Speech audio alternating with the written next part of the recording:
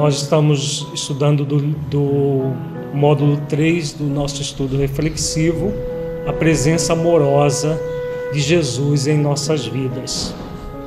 Nós trabalharemos no nosso encontro de hoje, Jesus e a sua perfeita comunhão com Deus. O objetivo desse encontro é refletir sobre a perfeita comunhão de Jesus com Deus e o significado disso para as nossas vidas. Vamos fechar os olhos agora, meditar sobre a presença de Jesus em nossas vidas. Feche os olhos, entre em contato com você mesmo em essência, buscando sentir-se filho ou filha de Deus, tendo como guia e modelo Jesus. Como você sente essa realidade? Você a sente de modo a se entregar plenamente a Deus, às leis divinas e aos ensinamentos de Jesus?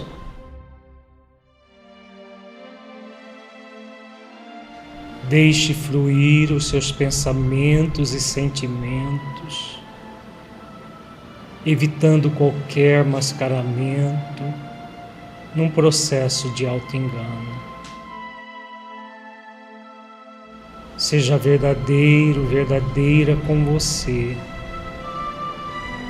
analisando-se com autenticidade.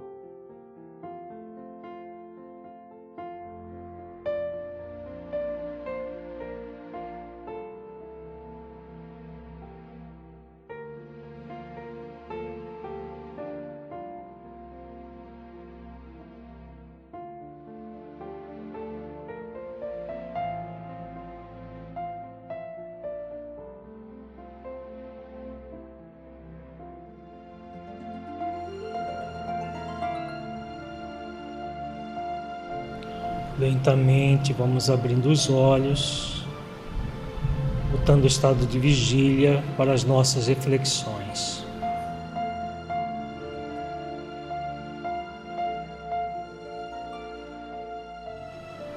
Voltando à tríade que nós temos trabalhado, eu, Espírito Imortal, leis divinas e Deus, que nos cabe a entrega e a ação. Como Jesus se insere nessa tríade? Jesus é o nosso guia e modelo, o caminho da verdade e da vida, que nos conduz a Deus. Para que nós possamos seguir até Deus, nos aproximando dele pelo conhecimento da verdade, Jesus é o nosso modelo e guia. E é pelo exercício das virtudes que nós vamos nos entregar a Jesus e, consequentemente, a Deus e as leis divinas presentes na nossa consciência. Ele veio nos ensinar exatamente as leis divinas, a verdade, e Ele é o caminho dessa verdade e da vida. Então, há uma pergunta que é importante que nós nos façamos: quais as virtudes que nos possibilitam a entrega a Jesus nosso guia e modelo, o caminho da verdade e da vida que nos conduz a Deus. No nosso encontro passado, nós estudamos algumas virtudes. Vamos, nesse encontro, trabalhar mais algumas. Nós vamos continuar estudando o Evangelho de João, começar pelo capítulo 10, versículo 30. Eu e o Pai somos um. Nós já comentamos bastante esse versículo. Ele não significa que Jesus seja Deus, como foi mal interpretado ao longo do tempo, mas que há uma perfeita comunhão entre Jesus e Deus, a ponto dele estar sintonizado com Deus em uníssono, numa unidade com Deus. Por isso ele diz: eu e o Pai somos um. Um no nível de identidade, de pensamento e de sentimento, produzindo uma perfeita comunhão. De que Jesus é o nosso modelo e guia? De que e para que ele é o nosso modelo e guia? Para que nós cheguemos nessa unidade também. Vai chegar um dia que nós também vamos dizer: eu e o Pai somos um, em plena identidade, quando nós formos espíritos crísticos. Então Jesus é o nosso modelo e guia para chegar nessa condição de seres crísticos. Hoje nós podemos dizer que somos aprendizes desse modelo, aprendizes desse caminho. Então podemos dizer que nós somos aprendizes de Jesus para nos unificarmos com Deus dentro dessa proposta maior de cristificação de nós mesmos. No capítulo 5, versículo 20, Jesus diz: porque o Pai ama o Filho e mostra-lhe tudo o que faz, e ele lhe mostrará maiores obras do que estas, para que vos maravilheis. De que Jesus está falando aqui, gente? Ele diz: porque o Pai ama ao Filho. Ele está falando dessa sintonia perfeita, dessa comunhão perfeita entre ele e Deus, né? Então ama nesse sentido dessa unidade de pensamento e de sentimento. Aí ele diz: mostra-lhe tudo o que faz, e ele lhe mostrará maiores obras do que estas, para que vos maravilheis. De que obra Jesus está falando aqui? As virtudes. E as virtudes é para quê? O que é maravilheis? A gente fica deslumbrado? Oh, que beleza! É isso? Não. O que é esse conceito de maravilheis? Para que nós exercitemos e tragamos para dentro de nós essas virtudes, essas obras, tá? Para que nós nos tornemos pessoas realmente dignas, que desenvolvem em si mesmas essas maravilhas da obra de Deus. Então a obra de Deus se fazendo dentro de nós, construindo verdadeiras maravilhas. No versículo 21, no mesmo capítulo, ele diz: pois assim como o Pai ressuscita os mortos e os vivifica, assim também o Filho vivifica aqueles que quer. Esse é um dos versículos mais mal interpretados, porque ele é interpretado ao pé da letra. ele é profundamente simbólico. Nossos irmãos de outras crenças esperam nesses tempos agora, né, esse é um ano que eles esperam isso e cada ano muda, exatamente dessa vivificação dos que estão mortos, né?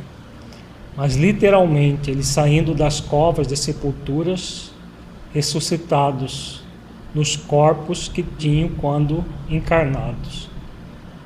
É isso que Jesus está falando? Não. O que é ressuscitar os mortos? Que mortos são esses? Vamos lembrar da parábola do filho pródigo. Esse meu filho estava morto e reviveu. Estava perdido e se achou. Então, o que é ficar morto?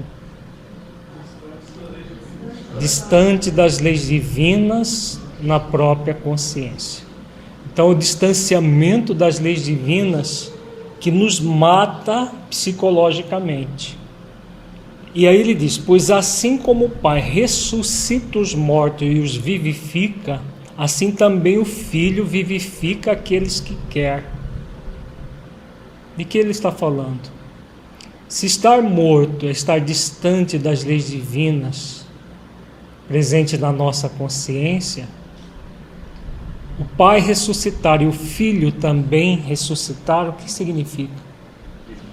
Então, como há uma comunhão plena entre Jesus e Deus, Jesus é o caminho que nos leva à verdade, que são as leis divinas, e que nos leva à vida. Então, ele é o caminho da verdade e da vida. Então, o caminho das leis divinas é dessa vida em abundância que nos vivifica, que nos torna vivos com V maiúsculo. Não apenas vivos biologicamente, porque esse vivo aqui pode se referir tanto ao encarnado quanto ao desencarnado. Assim como o morto pode se referir tanto ao encarnado quanto ao desencarnado. Existem muitos mortos encarnados e muitos mortos desencarnados. São aqueles que estão distanciados da verdade que vivifica, distanciados das leis divinas. Assim como existem muitos vivos encarnados e muitos vivos desencarnados, porque são aqueles que se aproximam cada vez mais das leis divinas nas próprias consciências. Então, por isso que Jesus tem um grande compromisso de nos trazer vida e vida em abundância. Não foi o que ele ensinou? Eu vim para que tenhas vida e vida em abundância. Nos versículos 22 e 23 ele diz: e também o Pai a ninguém julga, mas deu ao Filho todo o juízo, para que todos honrem o Filho, como honram o Pai. Quem não honra o Filho, não honra o Pai que o enviou. E aí, o que ele está querendo dizer aqui?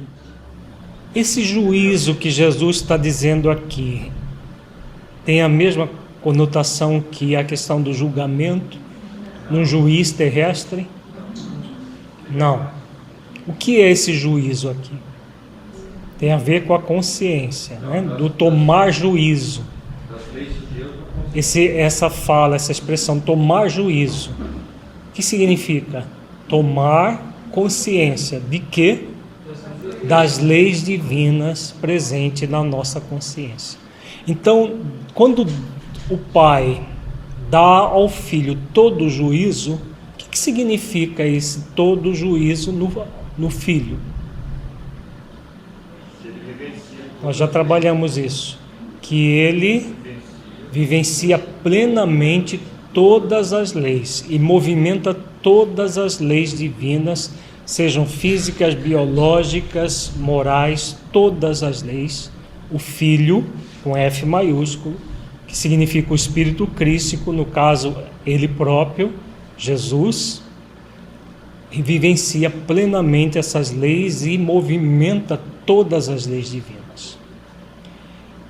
E aí ele diz, para que todos honrem o Filho, como honra o Pai. O que é esse verbo honrar aqui? Qual o significado, o sentido profundo dele? É uma virtude que ele está falando aqui. Que virtude é essa? Quando você honra algo, o que você está sendo com esse algo?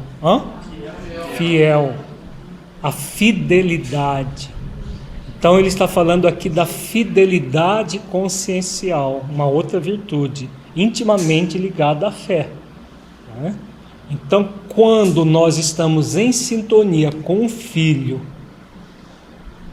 que traz todas as leis divinas sendo movimentadas em si mesmo, nós somos convidados a quê? A fidelidade a esse Filho, que no caso é o nosso modelo e guia desde o momento que nós entramos no reino nominal. Aquele que nos conduz, é o nosso condutor. Então, fundamental honrar o Filho, como honramos o Pai. Ser fiel a Jesus é ser fiel a Deus, em unidade de pensamento e sentimento. Ficou claro, gente? Faz sentido? Continuemos. No versículo 24 ele diz: na verdade vos digo que quem ouve a minha palavra e crê naquele que me enviou tem a vida eterna e não entrará em condenação, mas passou da morte para a vida. E que ele está dizendo? Quem crê naquele que me enviou tem a vida eterna. Vamos por parte. O que significa isso? Nós temos a fé, a fidelidade. Né? Quando nós estamos sendo, crendo de fato, com fé convicta, e sendo fiéis, qual é o tempo que nós vivemos? Nesse o presente, o aqui e agora. Quando nós estamos plenamente focados no aqui e agora, o que nós estamos experimentando? A vida eterna. Quando estamos numa alegria existencial por nutrir essas duas virtudes, fé e fidelidade consciencial, nós nos sentimos essa eternidade já aqui e agora. Sentimos?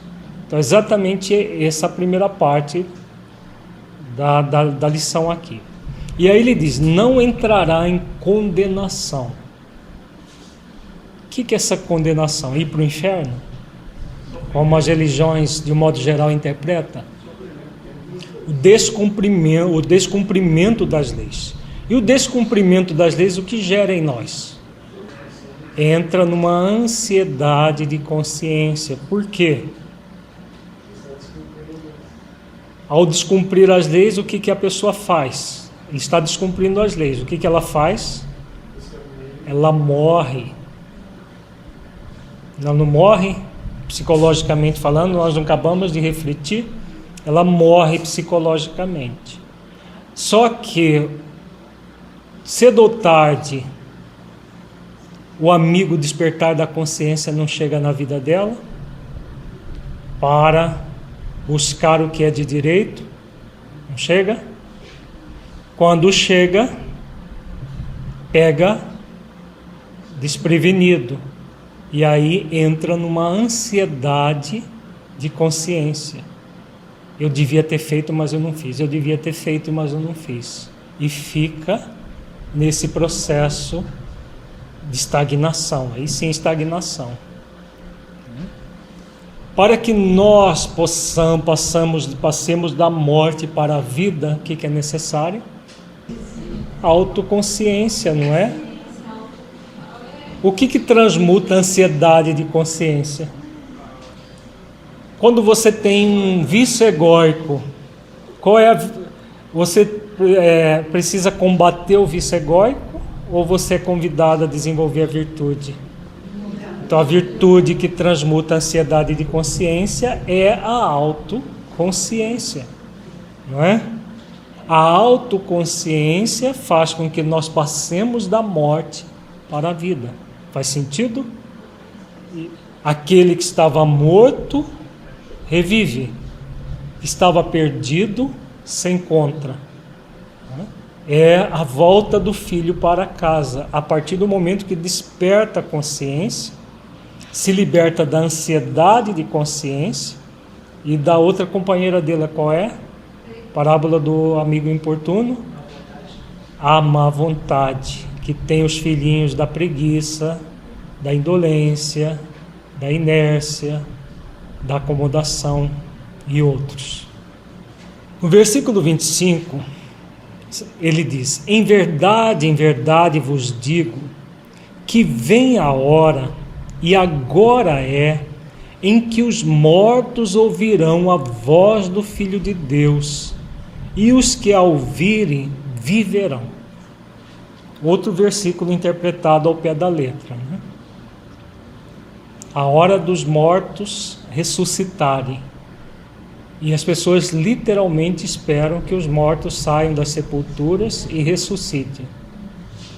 Aí ser um monte de cadáver fedorento andando para todo lado. Zumbi. Se isso fosse literal, né? Não é. É algo profundo e espiritual. Então, quando toca o coração, a pessoa ouve a voz do Filho de Deus. Aquele que estava morto,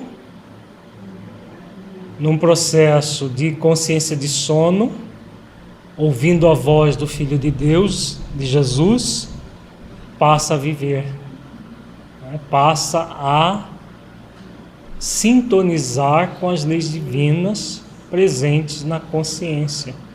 E quando ele diz, vos digo que vem a hora, e agora é, e o que ele está falando? Essa hora é para todo mundo a mesma? É o presente, né? Para cada um vai ser uma hora presente. Agora é. O chamado do Filho de Deus já tem quantos anos na Terra? Só 2000. A voz do Filho de Deus nas nossas consciências clama desde o momento que nós entramos no reino nominal. Jesus esteve encarnado há 2000 anos, mas não, a voz dele ressoa em nossa intimidade desde o momento que nós passamos para o reino nominal. Outros representantes deles estiveram entre nós há mais tempo, nos ensinando exatamente o que ele veio ensinar. Não da mesma forma, na mesma profundidade, mas trazendo partes da verdade, até que ele veio e trouxe toda a verdade. No versículo 26, ele diz: porque como o Pai tem a vida em si mesmo, assim deu também ao Filho ter a vida em si mesmo. E o que ele está querendo dizer aqui? O Pai tem a vida em si mesmo. Quem é o Criador de tudo? Deus. Mas por que ele diz, assim deu também ao Filho ter a vida em si mesmo? Porque Jesus, ele é co-criador. Ele não cria os espíritos. O que ele faz com os espíritos que Deus deu a ele para cuidar? Aqueles que foram dados a ele e que estão mortos, o que ele faz? Ele dá a vida. Faz sentido? Então, o Filho ter a vida em si mesmo, também ele tem o poder de dar a vida no sentido de que ele é o caminho, a verdade e a vida, ele é o modelo e convida. quem deu a vida foi Deus. A vida desde o instante da criação. E o Espírito Crístico nos dá outro tipo de vida. Que vida que ele dá? A consciencial tem a ver porque a consciência é Deus que criou em nós. Porque Deus nos criou como seres conscienciais. A própria essência divina é o ser consciencial que somos. É algo ligado à consciência. O que o Espírito Crístico nos dá? Que tipo de vida ele nos dá, gente? Se nós estamos com ele desde o instante que nós entramos no reino nominal, o que ele vai nos dar? Basta raciocinar e refletir. Não, as leis divinas quem deu foi Deus. A vida moral. Não é a vida moral que ele vem nos dar? Porque as leis já estão aqui. Nós somos criados por Deus, que nos deu a vida em si mesmo, né? O Pai tem a vida em si mesmo. Assim deu também ao Filho ter a vida em si mesmo. Mas no início, moralmente, no início da nossa evolução, nós estamos vivos com V maiúsculo? Ou estamos mortos? Mortos, porque ainda ignorantes, toda a construção da moral vai ser feita.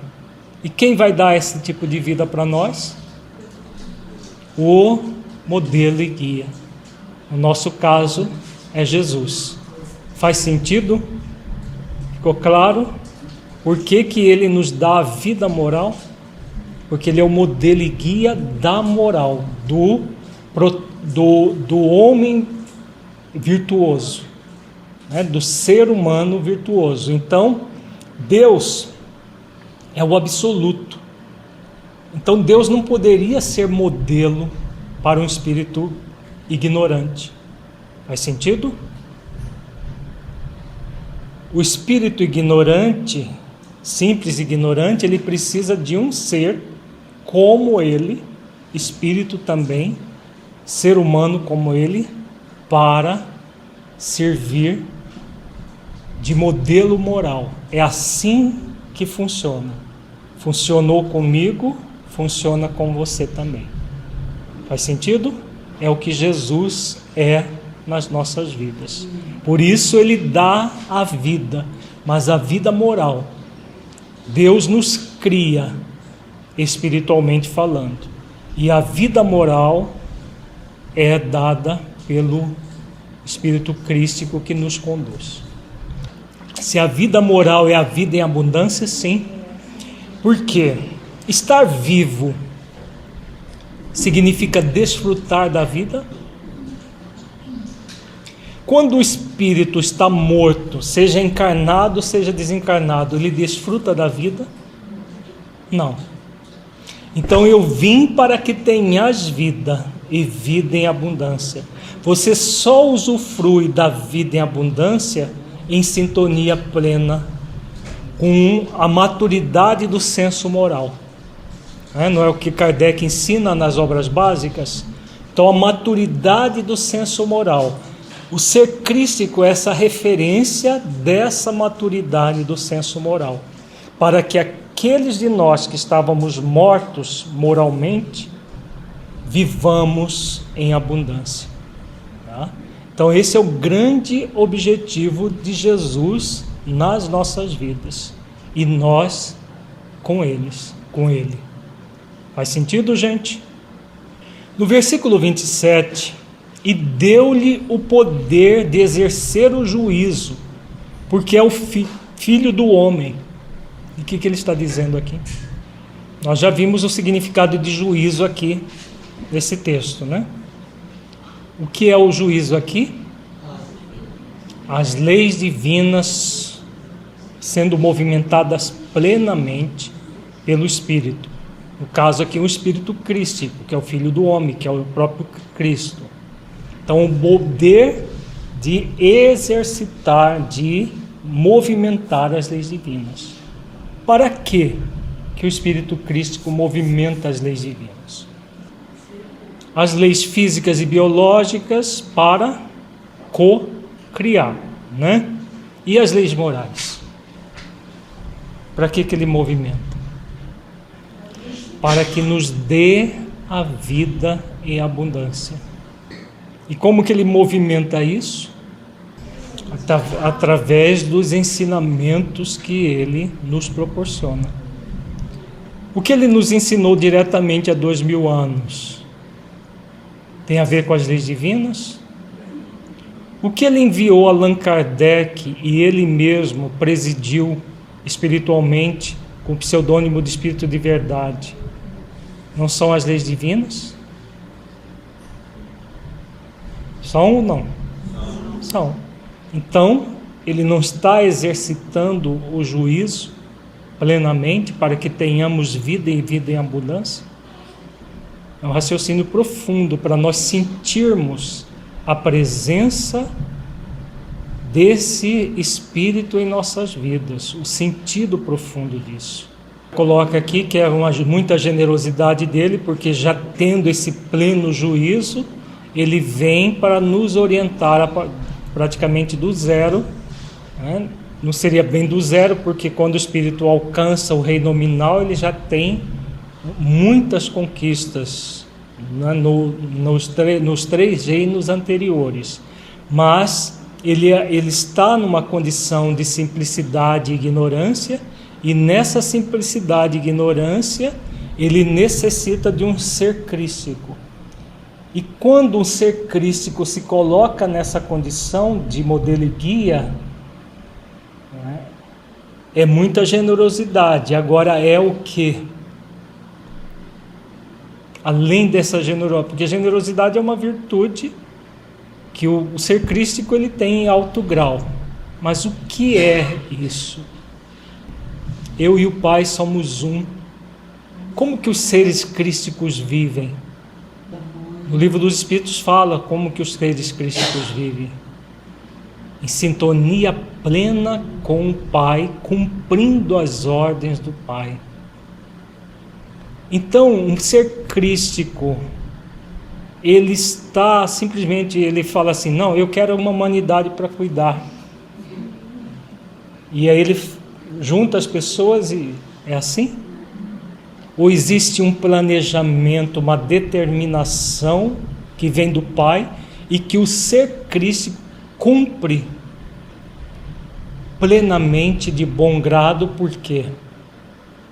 Porque ele e o Pai somos um. Faz sentido, gente? A plena identidade, unidade. Sim, se esse convite é o exercício das leis divinas, sim, em aprendizado, a mesma coisa que ele faz. Tudo que eu faço, vós podeis fazer, até mais, se quiserdes. Então, quando ele diz isso, significa o quê? Que nós podemos fazer em aprendizado aquilo que ele já é mestre, para que um dia nos tornemos mestres também. Esse é o grande compromisso dele conosco. Nos ensinar para que nós prossigamos até a nossa cristificação.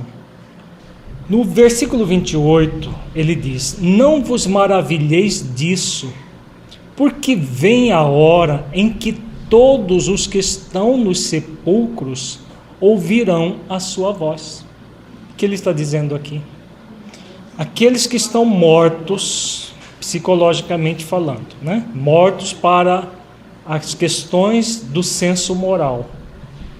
Nas entranhas do planeta existem sepulcros para desencarnados ou não? Não é para mortos biologicamente falando, que estão nos cemitérios, mas verdadeiros sepulcros mesmos, furnas, que existem nas regiões chamadas as trevas, onde existem muitos mortos, moralmente falando. Não vai ter uma hora que todos ouvirão a sua voz? Muitos ouvirão a sua voz involuntariamente, mas todos, sem exceção, um dia voluntariamente ouvirão ou não? Sim, todos. No início, muitas vezes, do processo é involuntário. Os espíritos que estão sendo exilados da Terra, momentaneamente, não estão indo de bom grado. Estão indo por um processo maior do que eles, no sentido de que é a própria evolução planetária que não pode ser obstaculizada, impedida. Ela pode ser obstaculizada, mas não impedida. Então, as próprias leis divinas que o Espírito Crístico movimenta como lhe apraz, ele exerce esse juízo como lhe apraz, no sentido de que há um planejamento, e aí todos aqueles que estão no sepulcro são convidados a sair dos sepulcros, literalmente, e figuradamente. Se eles não perdem a tutela crística, nunca, toda essa humanidade confiada a ele, nunca vai perder a tutela dele. Mesmo quando formos espíritos crísticos, continuaremos em sintonia com Cristo Mestre, que é Ele. Para todo sempre, nós estaremos em sintonia com Ele. No versículo 29 fica mais claro: e os que fizeram bem sairão para a ressurreição da vida, e os que fizeram mal para a ressurreição da condenação. Os que fizeram bem sairão para a ressurreição da vida. E o que ele está falando? Que vida é essa? A vida moral, a vida de sintonia plena com as leis divinas. Essa sintonia faz com que nós sintamos a vida em abundância. E os que fizeram mal para a ressurreição da condenação. Que condenação é essa? Ir para o inferno eterno? Não existe inferno eterno, né? Quando nós entramos num estado de ansiedade de consciência, o que acontece conosco? Nós ficamos angustiados num processo de estagnação, né, de nós mesmos. A nossa consciência pode nos condenar. As leis divinas são maiores do que as nossas consciências ou não? São maiores do que a nossa consciência. Existe lei de condenação? Não existe. Então, quando a nossa consciência entra em conflito, num primeiro momento num estado de ansiedade, e depois, com o despertar, ela entra em conflito. Para que serve tudo isso? Para que haja a ressurreição, que tem a ver com arrependimento, expiação e reparação. Faz sentido? Por quê? O que é ressurreição? Não é ressurgir de algo? Ressurreição da vida é o processo de transformação do espírito pelo amor, pelo bem, pelo bom, pelo belo. O mecanismo primeiro que Deus utiliza conosco. Mas nós temos o livre-arbítrio para seguir esse caminho ou não. Quando nós optamos pelo mal, vamos ficar eternamente no mal? Não. As leis divinas não permitirão que nós fiquemos eternamente no mal, nem que nós queiramos. As leis divinas não permitem. Porque a lei do progresso é inalienável. Nenhuma lei é possível que nós passemos por cima delas, no sentido de ficarmos eternamente numa situação. Então, cedo ou tarde, nós entraremos na ressurreição dessa condenação momentânea, seja neste planeta se não der tempo nesse planeta, num outro planeta. Mas não importa os planetas, é igual uma cidade. Se eu moro numa cidade e não deu certo a minha vida ali, eu posso mudar para uma outra cidade, até para um outro país. Do ponto de vista do cidadão do universo, mudar de planeta é algo absurdo? Se somos cidadãos do universo. As nossas vinculações são espirituais, não com lugar específico onde nós estaremos reencarnando em expiações ou em provações. Faz sentido, gente? E nisso tudo é a ressurreição, para retornar ao aprisco que nós nos afastamos. A ressurreição é o cair em si, sim, é o despertar da consciência para sair da ansiedade de consciência, tanto do processo da culpa consequente à ansiedade de consciência, quanto da desculpa, que também gera ansiedade de consciência. Aí a pessoa ressurge, cedo ou tarde ela ressurge, porque o mal é transitório sempre, né? O bem que é permanente, o mal sempre será transitório. No versículo 30, ele diz: eu não posso de mim mesmo fazer coisa alguma. Como ouço, assim julgo, e o meu juízo é justo, porque não busco a minha vontade, mas a vontade do Pai que me enviou. O que ele está dizendo? Eu não posso de mim mesmo fazer coisa alguma. Por quê? Porque ele é co-criador, né? Ele não é o criador, ele co-cria. Se os espíritos são criados por Deus, até alcançar o nível hominal, e depois eles são confiados a um espírito crístico para co-criar em nós o senso moral, né? Eu não posso de mim mesmo fazer coisa alguma. Como ouço, assim julgue, o meu juízo é justo, porque não busco a minha vontade, mas a vontade do Pai que me enviou. Quando o Criador coloca um espírito crístico para aquela humanidade que ele vai conduzir, qual é a vontade do Pai? Deus nos criou para quê? Para a pura e eterna felicidade. Não é o que diz a questão 115, Livro dos Espíritos? Para a pura e eterna felicidade. Como que a gente vai conquistar essa pura e eterna felicidade? Desenvolvendo o senso moral, que o espírito crístico é o modelo e o guia, ou o guia e modelo. Faz sentido, gente? Está dando para entender a dimensão de Jesus nas nossas vidas? Por isso ele é o caminho, a verdade e a vida. Ninguém vai ao Pai senão por ele, como ele ensina. O objetivo de nós refletirmos isso, tudo que nós estamos refletindo, é para sentir quem é Jesus nas nossas vidas.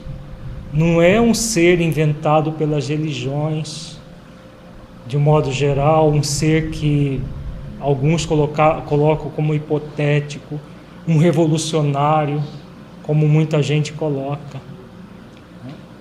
É um ser nos colocado na nossa vida para que nós utilizemos como modelo e guia para adquirir plenamente a maturidade do senso moral. E é isso que ele está dizendo aqui. Toda essa questão das leis divinas e tudo que funciona, né, conforme a vontade de Deus, que ele cumpre a ordem de Deus, né, ou as ordens de Deus. Mas ele cumpre, não é no sentido de que ele é menor, subalterno, nessa visão, né, que a ordem é uma coisa abominável. É uma plena felicidade para o espírito crístico cumprir essa ordem do Pai, né? Porque é o que dá sentido à vida dele. Todo espírito crístico ele vai conduzir outros espíritos, Imagina evoluir até uma condição dessa e ser inútil para o resto da eternidade. Então ele é útil para toda a eternidade. Se essa ordem do Pai é uma determinação do Pai, ou são as leis divinas, não, é uma determinação do Pai. É uma determinação porque o Espírito Crístico conversa com o Pai, está em sintonia com o Pai permanentemente. É diferente de nós conversamos com o Pai a partir das leis na nossa consciência. E temos o Espírito Crístico como intermediário. Mas o Espírito Crístico não, é a ligação direta. Por isso que ele diz, eu e o Pai somos um. Não é um processo assim de simplesmente as leis divinas que ele vai cumprindo sem muita consciência como nós. Ele tem plena consciência e plenos poderes.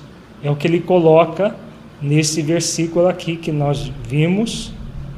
E deu-lhe o poder de exercer o juízo, porque é o Filho do Homem, no versículo 27. Então, esse exercer o juízo é essa plena identificação que ele faz com o Criador.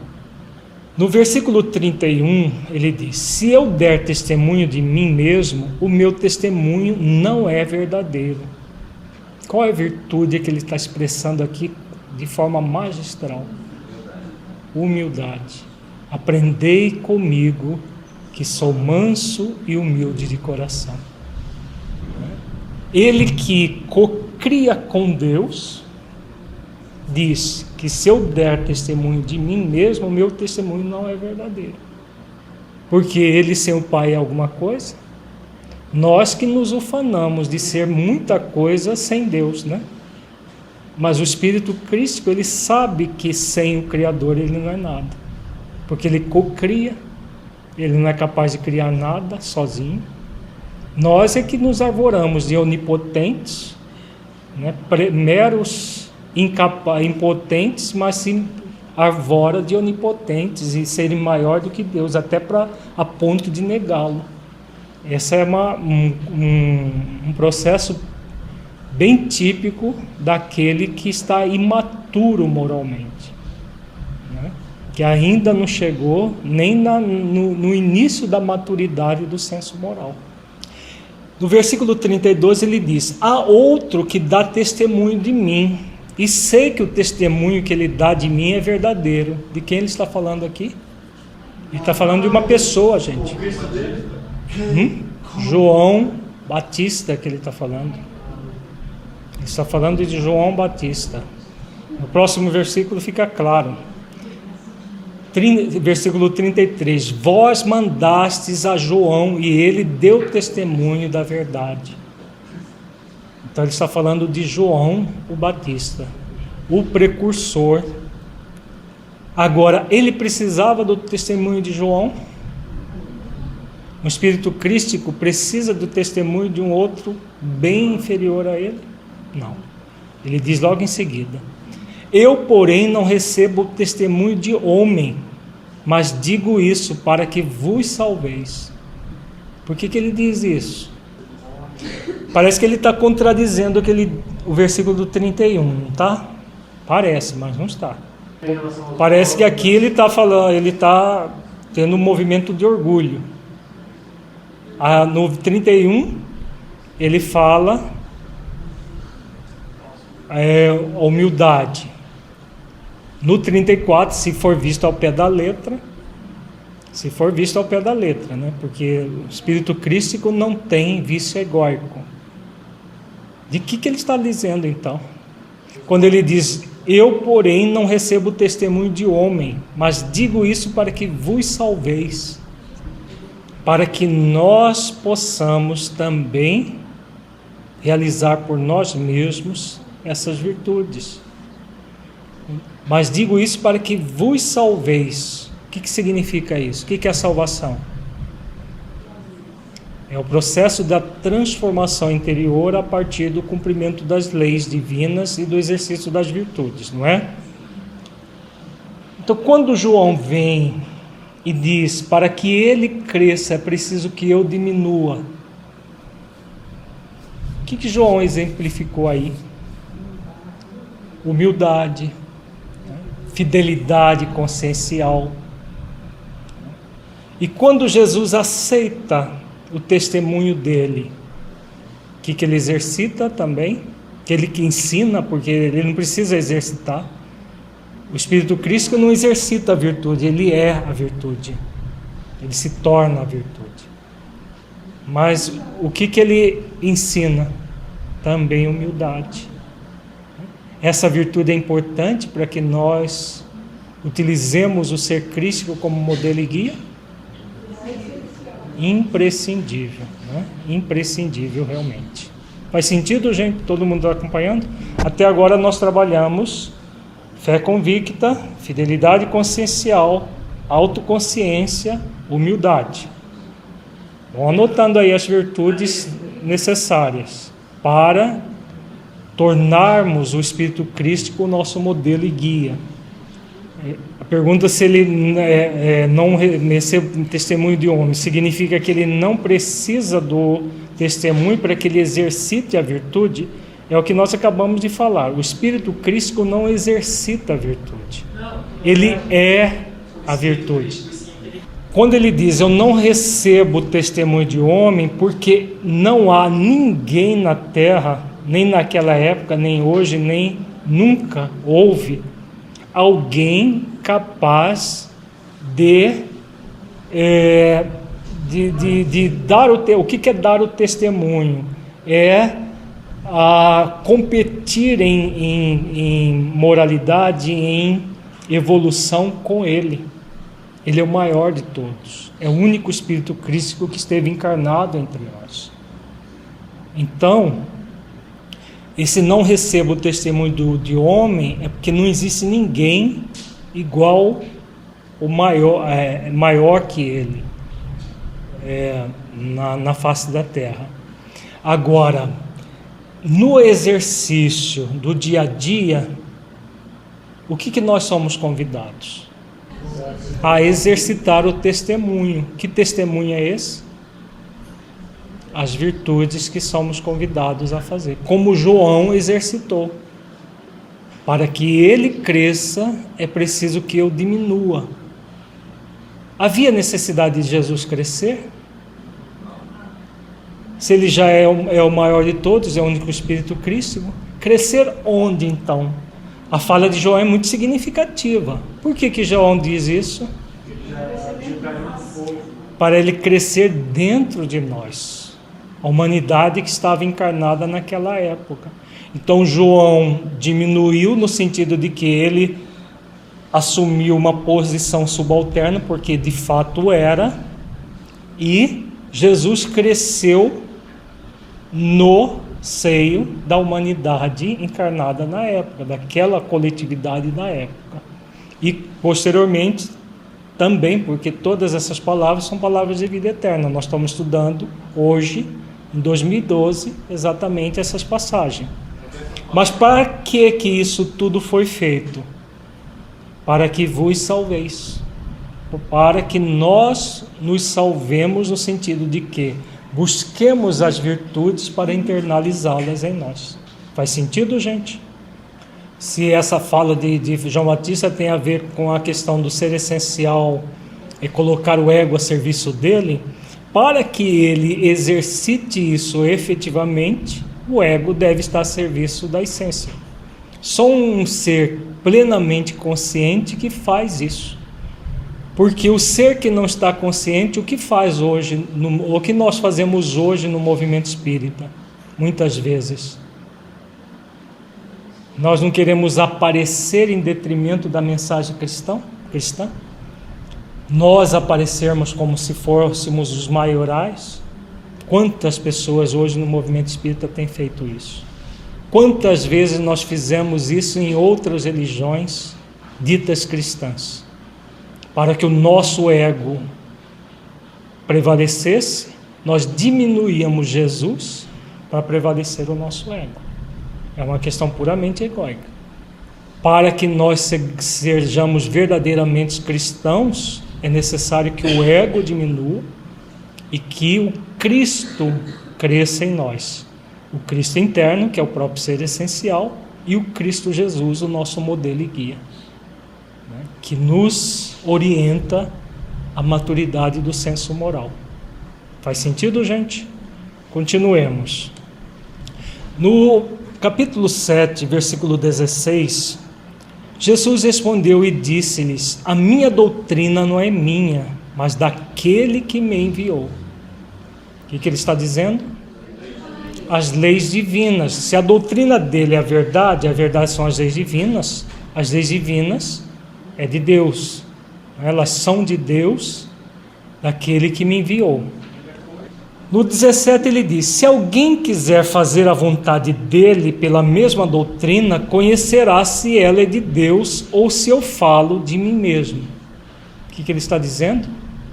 Das leis divinas. Porque se as leis divinas estão presentes na nossa consciência, nós estamos nos movimentando na direção de algo divino ou algo crístico?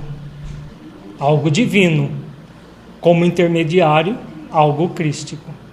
Mas como intermediário, não como origem. Aqui ele está falando da origem. É o caminho, né? É o caminho, a verdade e a vida. Ninguém vai ao Pai senão por mim.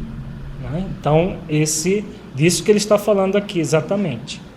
No 18 ele diz: quem fala de si mesmo busca a sua própria glória, mas o que busca a glória daquele que o enviou, esse é verdadeiro, e não há nele injustiça. E o que ele está dizendo, gente? O que nós comentávamos agora há pouco? Tem a ver com o que nós comentávamos agora há pouco. Da pessoa que usa das verdades para se glorificar, para que ele apareça. Então, é aquela pessoa que se coloca como dono da verdade, que quer os aplausos, está focada em fazer bonito para os outros, de falar bonito para os outros. Então, o que ele faz? Ele busca a sua própria glória. Mas o que busca a glória daquele que o enviou, esse é verdadeiro. Porque o que ele faz? Ele diminui para que, no caso nosso, nós somos convidados a diminuir para que o Cristo cresça. Jesus, ele fez a mesma coisa. Ele não diminuiu para que Deus crescesse para nós? Ele fez a mesma coisa.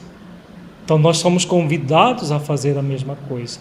Na escala do aprendiz, aquilo que ele fez com maestria, que ele faz com maestria. Faz sentido, gente? Continuemos aqui. No versículo 28 ele diz: disse-lhes, pois, Jesus: quando levantardes o Filho do Homem, então conhecereis quem eu sou, e que nada faço por mim mesmo, mas falo como o Pai me ensinou. Então, mais um versículo reforçando exatamente a mesma coisa. Ele não faz nada por ele mesmo, mas aquilo que o Pai ensinou. O Espírito Crístico, ele alcança essa condição de movimentar as leis divinas. E essa movimentação das leis divinas tem a ver com o quê? Como que Jesus chegou nessa condição de Espírito Crístico?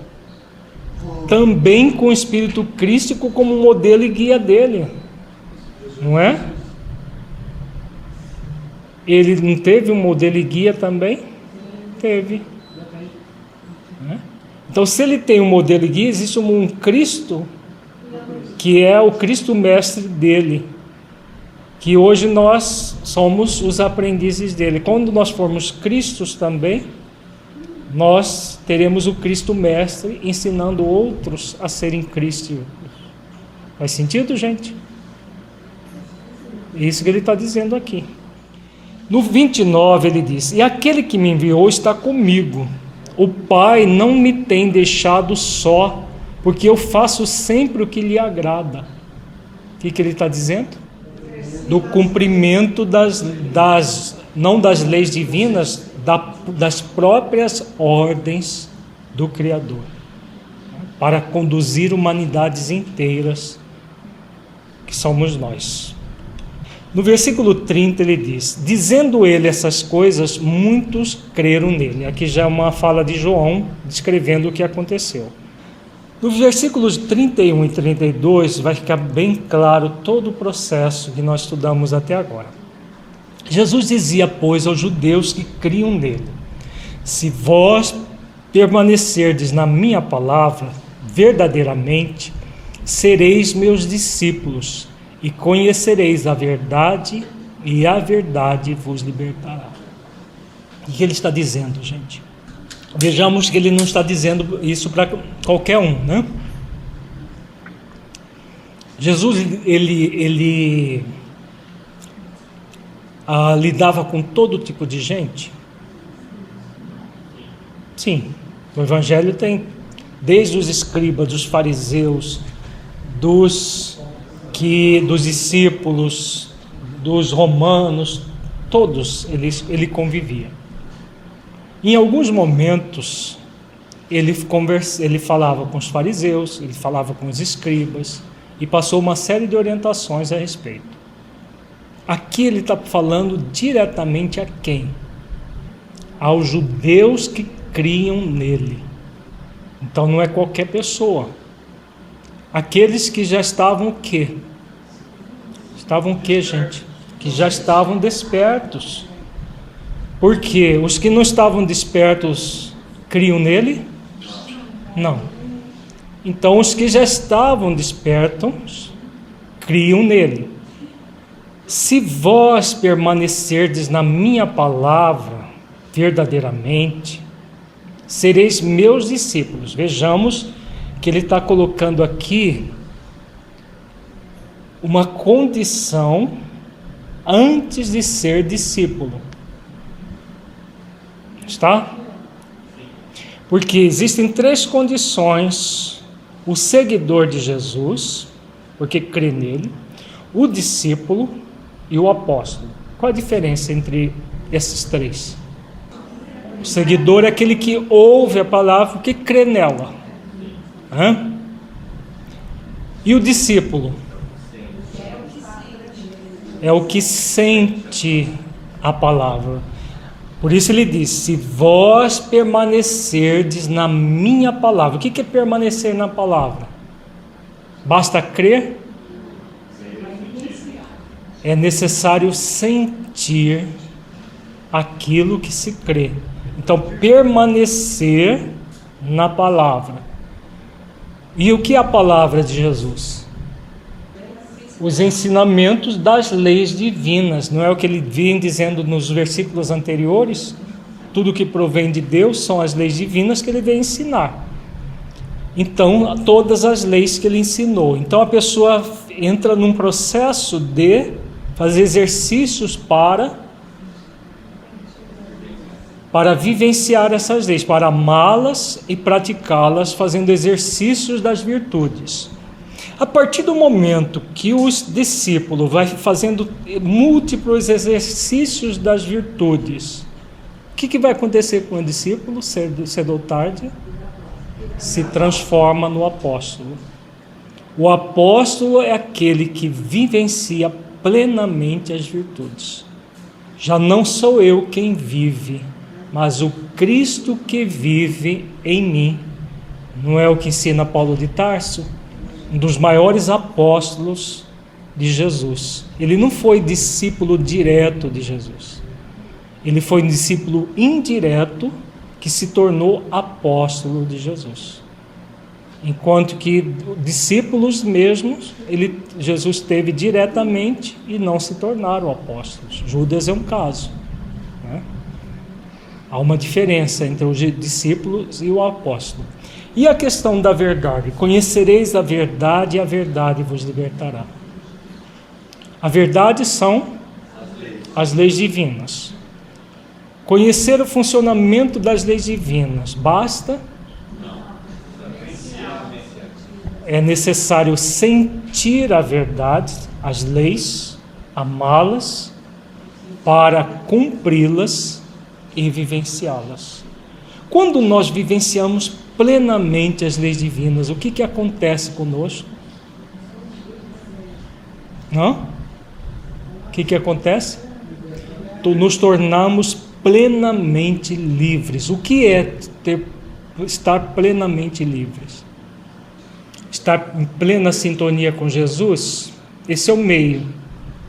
O que é ser plenamente livre?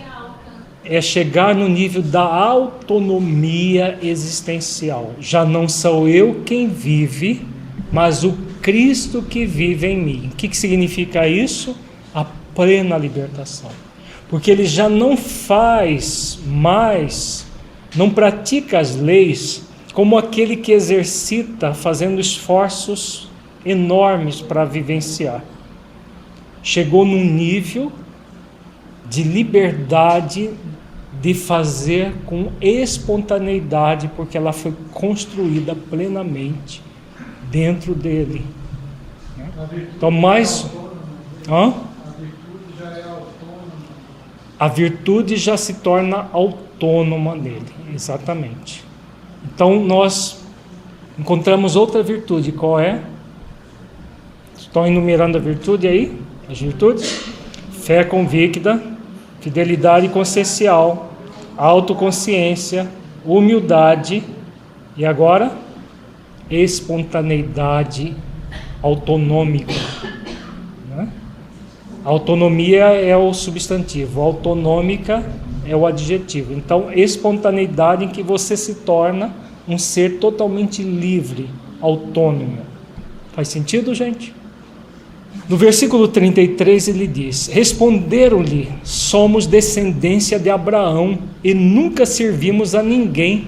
Como dizes tu, sereis livres? Eles entenderam o que Jesus falou? Entenderam nada. Eles entenderam que Jesus estava falando que eles eram escravos e agora eles iam ser livres. Não entenderam nada do que Jesus falou.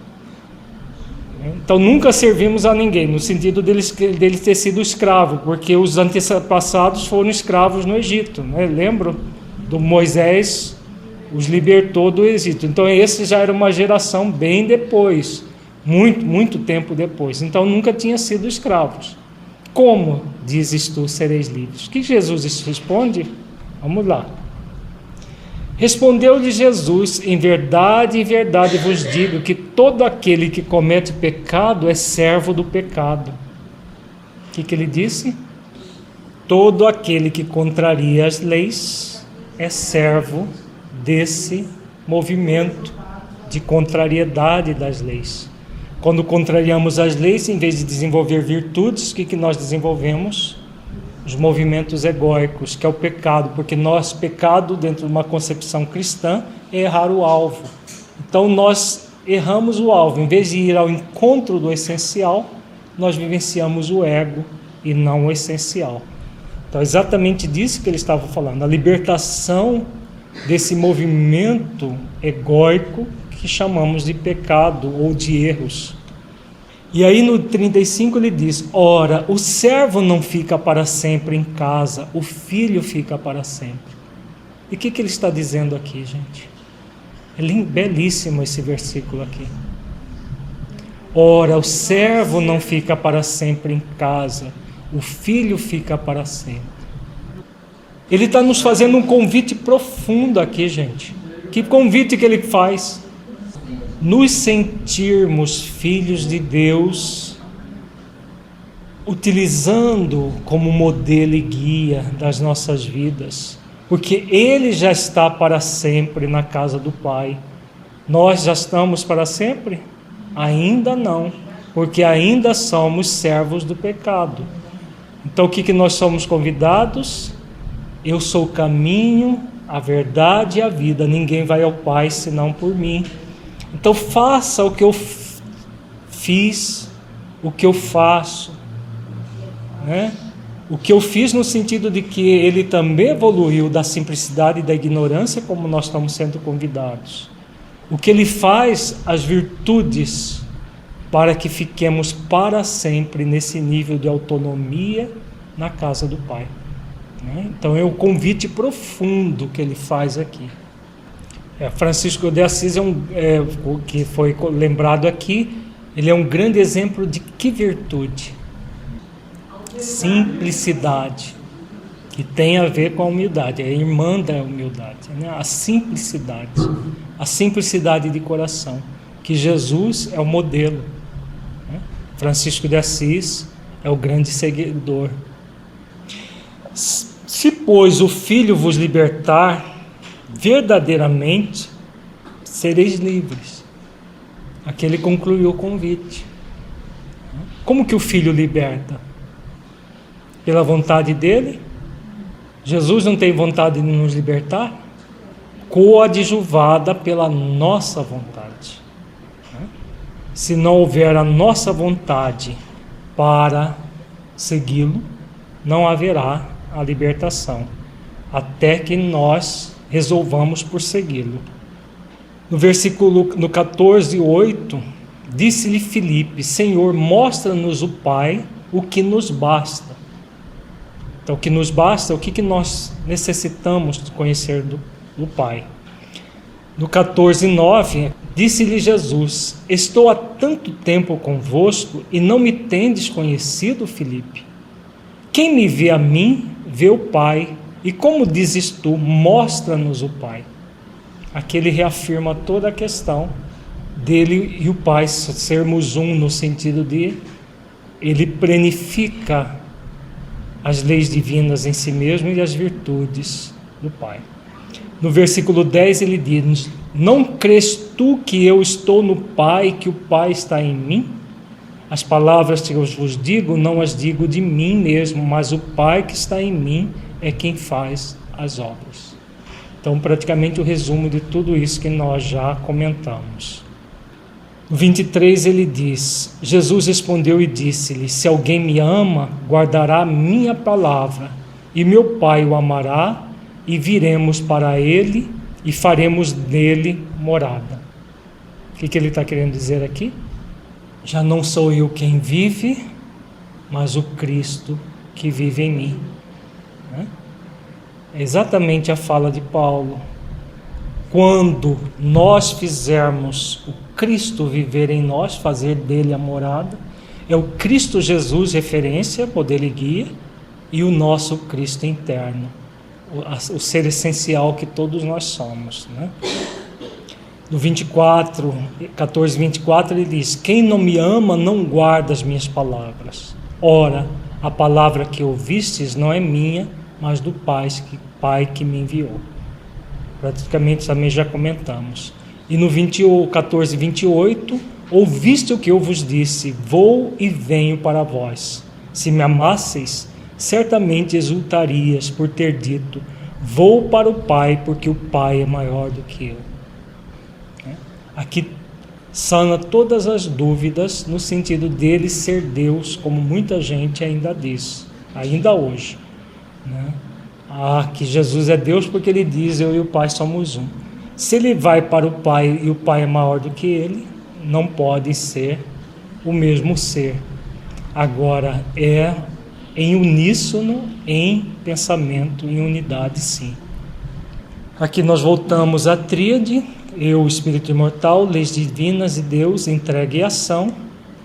A partir das reflexões realizadas nos versículos estudados, quais as virtudes podemos somar às que já refletimos? E aí? Vamos somar? Fé convicta, fidelidade consciencial, e mais? Autoconsciência, humildade, espontaneidade autonômica. São as virtudes que já somadas ao amor, a dever consciencial, a todas que nós já trabalhamos até agora. O processo de crescer em direção ao Cristo cósmico. Então, resumindo, é fundamental o desenvolvimento das virtudes do amor à verdade e do amor ao bem, para que haja uma conexão profunda com o nosso Cristo interno, e nessa conexão estejamos em sintonia plena com Cristo consciencial, de modo a que possamos realizar o desenvolvimento intraconsciencial de nosso Cristo interno, em plena comunhão com Cristo Jesus e com Deus. Esse é o nosso grande compromisso. Todos nós somos um Cristo, um ser crístico, né? Em potencial, em desenvolvimento, né? Porque somos uma essência divina. O Cristo Jesus é o nosso modelo e guia, né? A nossa grande referência.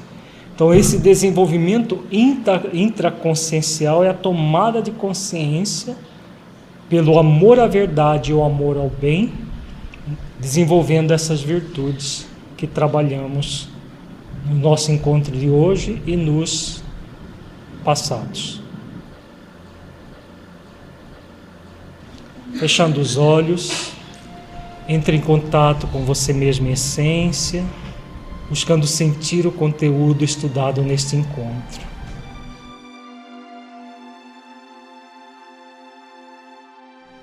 O que você entendeu do conteúdo que se aplique à sua vida?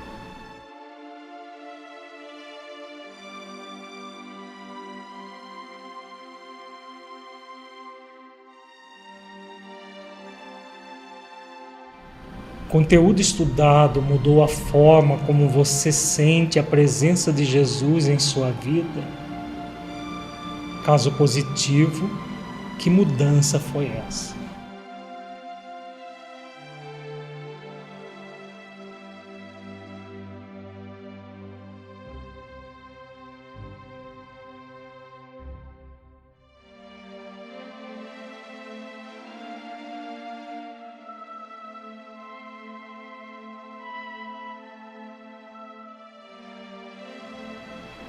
Neste encontro, refletimos sobre a plena comunhão de Jesus com Deus e o significado dessa comunhão para todos nós, de modo a que nos esforcemos para desenvolver as virtudes do amor à verdade, do amor ao bem maior,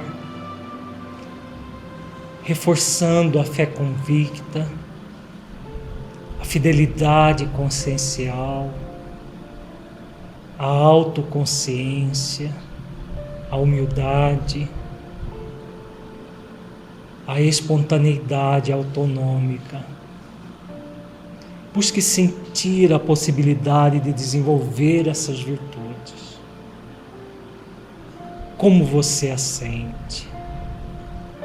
Como realizar esses esforços para você?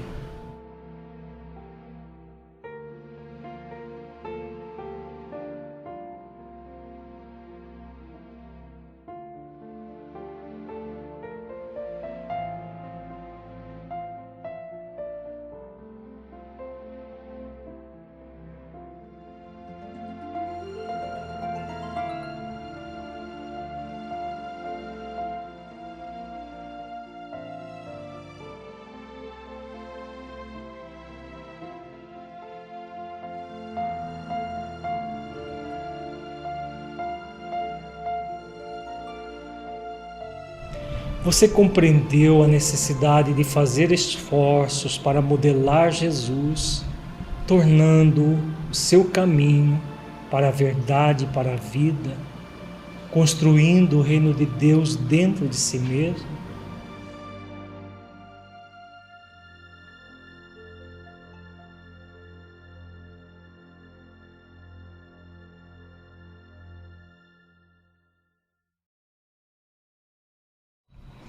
Como você sente a sua vida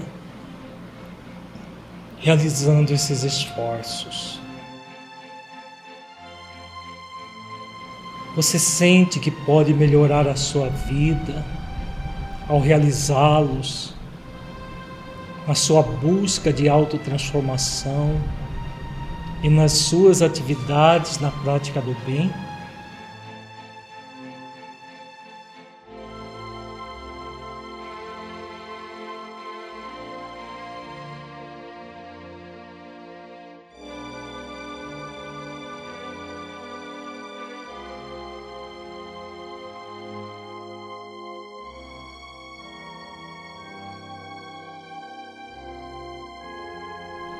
Sinta-se agora um espírito imortal que traz em si mesmo a determinação divina de evoluir até a perfeição relativa, pelo conhecimento pleno e cumprimento das leis divinas, pela prática das virtudes e pela busca da unidade com Deus.